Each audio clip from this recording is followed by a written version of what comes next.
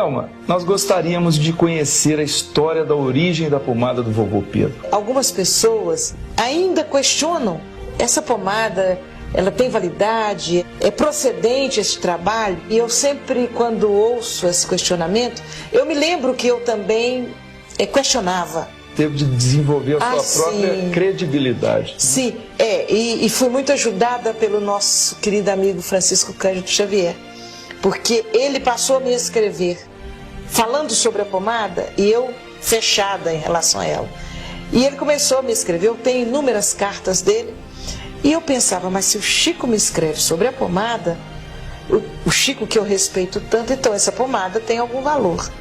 E eu comecei cautelosamente a acompanhar as cartas que o Chico me escrevia e observar.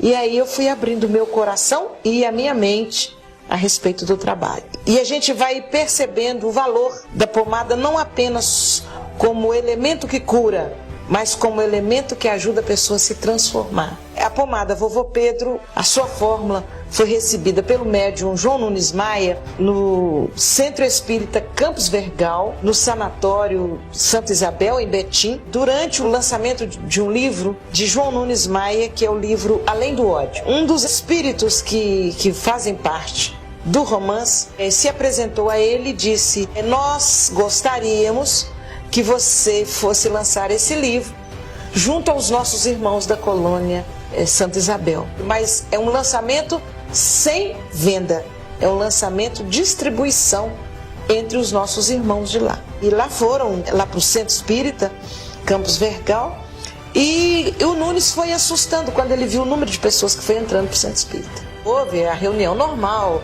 o estudo do Evangelho, comentário, prece, aquela coisa toda. E aí foram fazer a distribuição dos livros. De repente o Nunes olha para a porta e, pelas suas condições mediúnicas, ele vê adentrar um número considerável de espíritos caracterizados como escravos, e ele registrou que eram os mesmos do livro, né? Que ele tinha identificado, convivido com eles de uma certa forma, enquanto psicografava o livro. E eles foram chegando alegres e fizeram um corredor. E aí os outros personagens do livro chegaram também, que seriam, vamos chamar assim, os personagens principais. E eles também vieram e se aproximaram e ficaram mais próximo à mesa, como se fossem aguardar mais alguém. Daí a pouco aparece uma figura de um nobre, de uma pessoa culta daquela época, né, do século XVIII, e ele vem caminhando, e todos os escravos e os outros personagens, todos os espíritos, se colocam numa posição de muito respeito, de muita alegria, de muita admiração. E o Nunes pensou, mas quem é esse?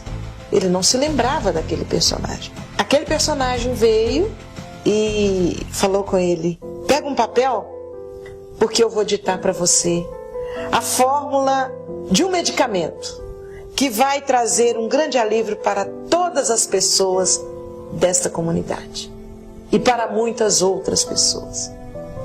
E o Nunes falava isso rindo. Ele dizia assim: eu nunca vi mesa de casa espírita não ter um pedaço de papel, mas você acredita que não tinha?